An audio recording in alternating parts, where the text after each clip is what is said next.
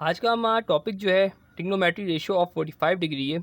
आज हम 45 degree angle पे जो है हम मेजर करेंगे कि कॉस 45 क्या होता है, साइन 45 क्या होता है, कोसाइन 45 क्या होता है, टेंजेंट 45 क्या होता है। ये सब रेशियोज़ जो हैं 45 डिग्री पर क्या होती है, तो हम इसको फाइंड आउट किस तरह से कर सकते हैं। सो मैंने सबसे पहले यहाँ पे कंसीडर किया है, consider the right angle triangle A B C मतलब ये है कि एंगल दिया हुआ है ए बी और सी एंगल दिया हुआ है, ठीक है, with right angle triangle at C का मतलब ये है कि सिर्फ सी पर जो है 90 डिग्री का एंगल बन रहा है, क्योंकि यहाँ कह रहे हैं राइट एंगल ट्राइंगल कहाँ बन रहा है, सी पे बन रहा है। And am measuring angle B कितना बन रहा है, 45 डिग्री। तो ये रहा बी कौन सा एंगल बन रहा है, 45 डिग्री बन रहा है, ठीक है।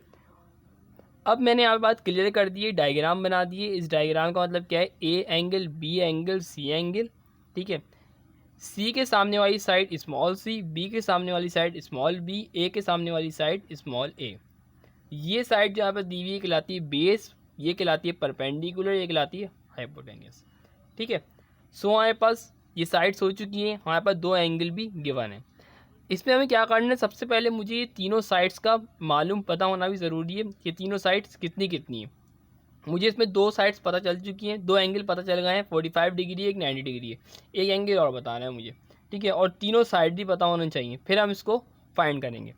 सो जैसे कि मैंने यहाँ पे लिखा है वी नो डैट, जैसा कि हम जानते हैं in a right angle triangle acute angle, ठीक है, are complementary of each other. Complementary angle का मतलब क्या होता है, कॉम्प्लीमेंट्री एंगल वो एंगल होते हैं जिसकी दोनों, अगर मैं दो एंगल्स को ऐड करता हूँ और दोनों एंगल को ऐड करने के बाद मेरे पास जो एंगल आता है वो 90 आता है, सो वो कहलाता है कॉम्प्लीमेंट्री एंगल कहलाता है। दो एंगल को ऐसे ऐड करें कि वहाँ पे एंगल क्या आ जाए, 90 आ जाए, सही है। तो हमारे पास क्या है, एक एंगल 45 बन रहा है क्योंकि कॉम्प्लीमेंट्री एंगल, एक एंगल बन रहा है 90, तो ऑब्वियसली ये वाला एंगल भी क्या होगा, 45 होगा।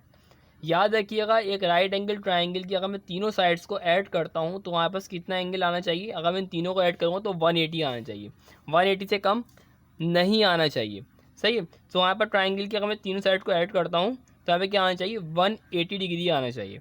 सो मेरे पास 90 आ गया, 45 आ गया, ऑब्वियसली क्योंकि कॉम्प्लीमेंट्री एंगल है, ये वाला एक साइड भी क्या होगी, 45 डिग्री की होगी। तो तीनों साइड यहाँ पर आ चुकी है, लेकिन हम फिर भी ये वाली साइड को फाइंड आउट करेंगे। तो मैंने यहाँ लिख दिया measure angle A, measure angle B, measure angle C, मतलब तीनों एंगल जो मेजर एंगल थे उन तीनों का अगर मैं प्लस करूँगा तो यहाँ पे किसके बराबर होगा, 180 डिग्री के इक्वल होगा, ठीक है। अब मैंने मेजर एंगल बी जो था मैं बताया 45 डिग्री है, मेजर एंगल सी मुझे पता है क्या है, 90 डिग्री है। अब इन दोनों को मैंने ऐड किया, ऐड करने का 135 डिग्री आ गया। अब प्लस का 135 है, वहाँ क्या हो जाएगा, माइनस का 135 आ जाएगा। तो यहाँ पे क्या मेजरिंग एंगल ए हमारे पास क्या आ गया, 45 डिग्री। तो मेरे पास तीनों एंगल आ चुके हैं, आप देख सकते हैं। कॉम्प्लीमेंट्री एंगल भी यही कह रहा था और ये बात वहाँ क्लियर हो चुकी है, ये 45 डिग्री है, ये 45 डिग्री है, और ये हमारे पास क्या होगा, 90 डिग्री। इन दोनों को मिला के कौन सा एंगल बनेगा हमारे पास, कॉम्प्लीमेंट्री एंगल बनेगा। हमारे पास तीनों एंगल आ चुके हैं। अब बात करते हैं साइड्स की, साइड्स जो हमें फाइंड करनी है, ए साइड, बी साइड और सी साइड। तो मैंने यहाँ पे एक चीज़ लिखी, when two angle of a triangle are equal, जब भी दो एंगल, एक ट्राइंगल है उसकी दोनों एंगल जो है सेम आ जाए, इक्वल आ जाए, तो उसकी अपोजिट साइड जो है वो भी इक्वल हो जाती हैं।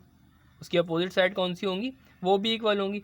जैसा कि मेरे पास जो है ये एंगल बन रहा है, ये एंगल बी बन रहा है ना, एंगल बी के सामने वाली साइड जो है ए, जो बी वाला बी साइड जो है ये, और एंगल ए के सामने वाली साइड जो है वो ए, दोनों आपस में क्या है, इक्वल है। मतलब ए बराबर किसके है, बी के बराबर है, ठीक है। जैसे कि मैंने यहाँ पे लिखा है एम बी और सी, यहाँ पे लिख दिया ना एम बी और सी, बी और सी मतलब यहाँ से लेके यहाँ तक की साइड जो है बी और सी, ये बराबर है किसके, मेजर किसका एंगल, सॉरी एम ए और सी मतलब क्या होगा, यहाँ पे ए से लेके सी तक का डिस्टेंस जो है, सही है, वो भी क्या है, इक्वल है इसके। मतलब ये वाली साइड इसके इक्वल है, मतलब मैं ये कह सकता हूँ ए बराबर है बी के।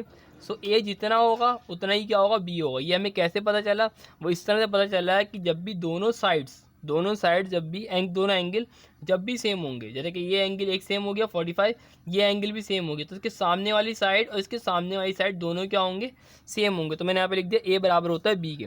सो हमारे पास ए भी आ चुका है और बी भी आ चुका है, ठीक है।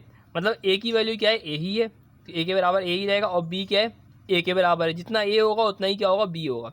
अब मैं सी को फाइंड करता हूँ, सी किस तरह से फाइंड करेंगे। सो मैंने एक फॉर्मूला लगाया, जैसे कि अगर हमें पता है हाइपोटेन्यूज का स्क्वायर बराबर होता है परपेंडिकुलर का स्क्वायर प्लस का बेस का स्क्वायर। अगर हमें दो साइड्स पता हो, तीसरी साइड हम इससे फाइंड आउट कर सकते हैं राइट एंगल ट्राइंगल से। फॉर्मूले से। सो मैंने यहाँ पे लिखा सी का स्क्वायर, क्योंकि हाइपोटेन्यूज सी था, सी का स्क्वायर कर दिया, परपेंडिकुलर बी था, मैंने यहाँ बी का स्क्वायर कर दिया, और बेस क्या था, ए था, तो मैंने यहाँ पे ए का स्क्वायर कर दिया, क्योंकि यहाँ बेस का स्क्वायर था।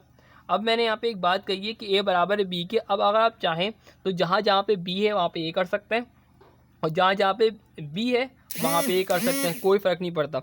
सो मैंने अपने जहन में एक चीज़ रख ली, अब जहाँ जहाँ पर भी ए आएगा वहाँ मैं बी लिखूँगा, जहाँ पे ए आएगा वहाँ पे क्या करूँगा, मैं बी लिखूँगा, क्योंकि बी के बराबर है। ठीक है, सो मैंने यहाँ पे देखा ए है यहाँ पे, तो मैंने यहाँ पे क्या कर दिया, बी लिख दिया।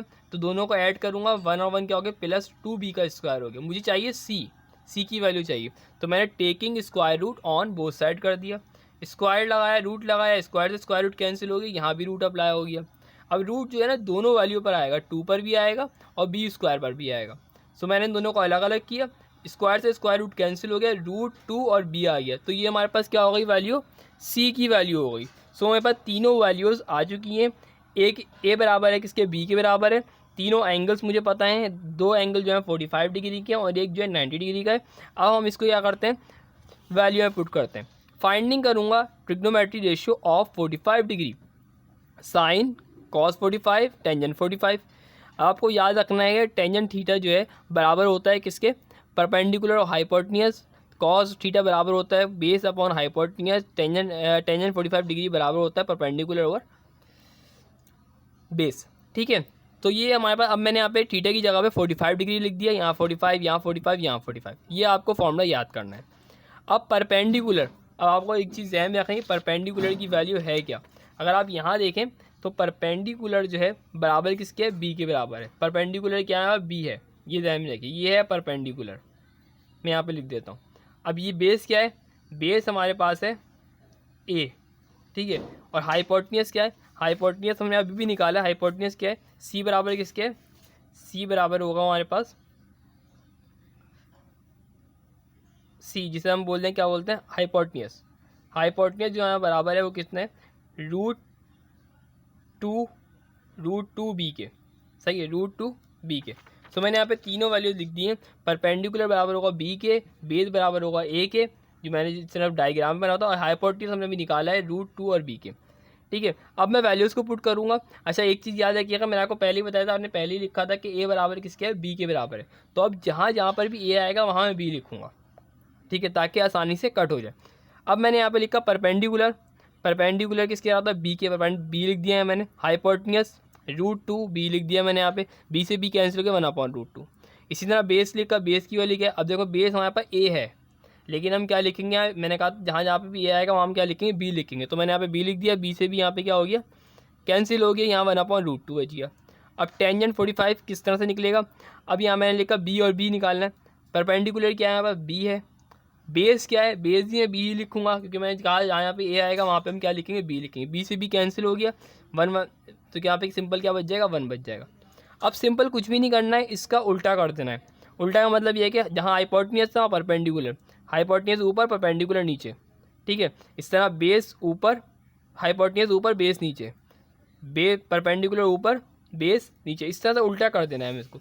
जब हम हाइपोटेन्यूज की जगह हाइपोटेन्यूज, परपेंडिकुलर की जगह परपेंडिकुलर, बी से बी कैंसिल, रूट 2, यहाँ 1/√2, यहाँ √2, यहाँ 1/√2, यहाँ भी √2, ठीक है। इसी तरह कॉट अगर हम बात करेंगे 45 डिग्री है, तो हम यहाँ बी से भी यहाँ पे भी क्या हो जाएगा, कैंसिल हो जाएगा, परपेंडिकुलर ऊपर लिख दें, इससे कोई फर्क नहीं पड़ेगा, बी से भी यहाँ पे कैंसिल हो गया, ऊपर क्या आएगा, 1 आ जाएगा। सो हमारे पास ये कुछ रेशोज़ थी जो मैंने क्लियर कर दिया है, ट्रिग्नोमेट्री रेशियो ऑफ 45 डिग्री। अगर आपको कोई कन्फ्यूजन है तो आप मुझसे कमेंट बॉक्स में कमेंट करके पूछ भी सकते हैं, और इसके अलावा अगर कोई ऐसा सवाल है जो आपसे कोई कन्फ्यूजन हो रही है तो वो भी आप मुझसे पूछ सकते हैं। सो सब्सक्राइब करना नहीं भूलिएगा। Thanks for watching.